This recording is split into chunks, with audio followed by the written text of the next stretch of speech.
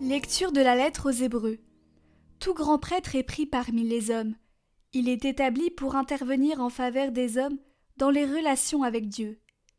Il doit offrir des dons et des sacrifices pour les péchés. Il est capable de compréhension envers ceux qui commettent des fautes par ignorance ou par égarement, car il est, lui aussi, rempli de faiblesse.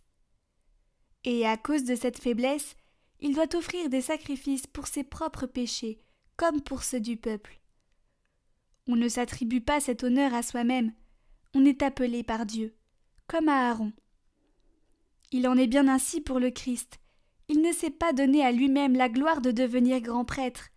Il l'a reçu de Dieu, qui lui a dit « Tu es mon fils, moi, aujourd'hui, je t'ai engendré. » Car il lui dit aussi dans un autre psaume « Tu es prêtre de l'ordre de Melchisédek pour l'éternité. » Pendant les jours de sa vie dans la chair, il offrit, avec un grand cri et dans les larmes, des prières et des supplications à Dieu qui pouvait le sauver de la mort. Et il fut exaucé en raison de son grand respect. Bien qu'il soit le Fils, il apprit par ses souffrances l'obéissance, et, conduit à sa perfection, il est devenu pour tous ceux qui lui obéissent la cause du salut éternel, car Dieu l'a proclamé grand prêtre de l'ordre de Melchisédek. Tu es prêtre à jamais, selon l'ordre de Melchisédek. Oracle du Seigneur à mon Seigneur, siège à ma droite et je ferai de tes ennemis le marchepied de ton trône. De Sion, le Seigneur te présente le sceptre de ta force. Domine jusqu'au cœur de l'ennemi. Le jour où paraît ta puissance, tu es prince éblouissant de sainteté. Comme la rosée qui naît de l'aurore, je t'ai engendré. Le Seigneur l'a juré dans un serment irrévocable. Tu es prête à jamais, selon l'ordre du roi Melchisédek. Tu es prêtre à jamais, selon l'ordre de Melchisédek.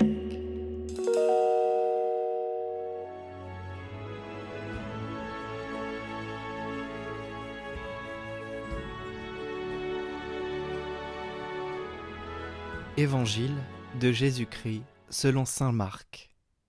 En ce temps-là, comme les disciples de Jean le Baptiste et les pharisiens jeûnaient, on vint demander à Jésus « Pourquoi, alors que les disciples de Jean et les disciples des pharisiens jeûnent, tes disciples ne jeûnent-ils pas ?»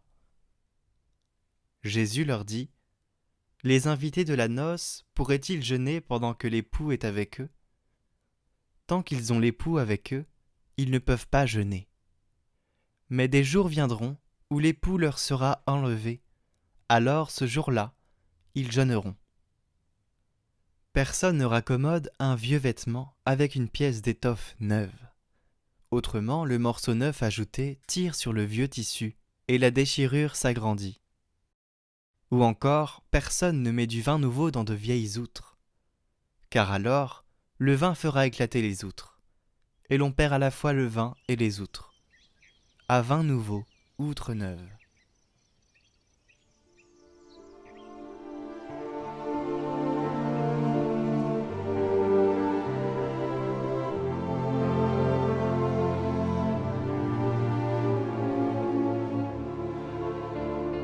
Commentaire de saint Pierre Chrysologue.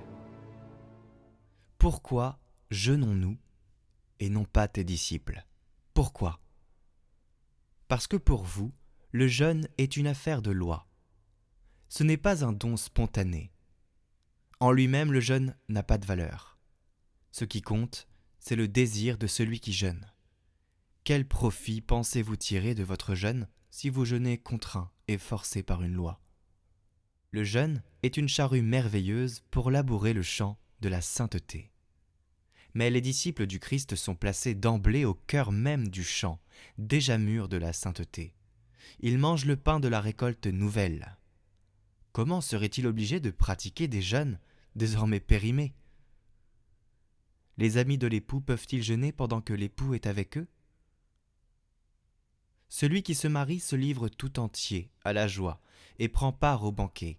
Il se montre tout affable et tout gai pour les invités. Il fait tout ce que lui inspire son affection pour l'épouse. Le Christ célèbre ses noces avec l'Église pendant qu'il vit sur terre. C'est pourquoi il accepte de prendre part au repas où on l'invite. Il ne refuse pas. Plein de bienveillance et d'amour, il se montre humain, abordable et aimable. Ne vient-il pas pour unir l'homme à Dieu et faire de ses compagnons des membres de la famille de Dieu? Pareillement, dit Jésus, personne ne coud une pièce de drap neuf sur un vieux vêtement. Ce drap neuf, c'est le tissu de l'Évangile, celui qu'il est en train de tisser avec la toison de l'agneau de Dieu, un habit royal que le sang de la Passion va bientôt teindre de pourpre. Comment le Christ accepterait-il d'unir ce drap neuf avec la vétusté du légalisme d'Israël? Pareillement, enfin, personne ne met du vin nouveau dans de vieilles outres, mais le vin nouveau se met dans des outres toutes neuves. Ces outres neuves, ce sont les chrétiens. C'est le jeûne du Christ qui va purifier ces outres de toute souillure, pour qu'elles gardent intacte la saveur du vin nouveau.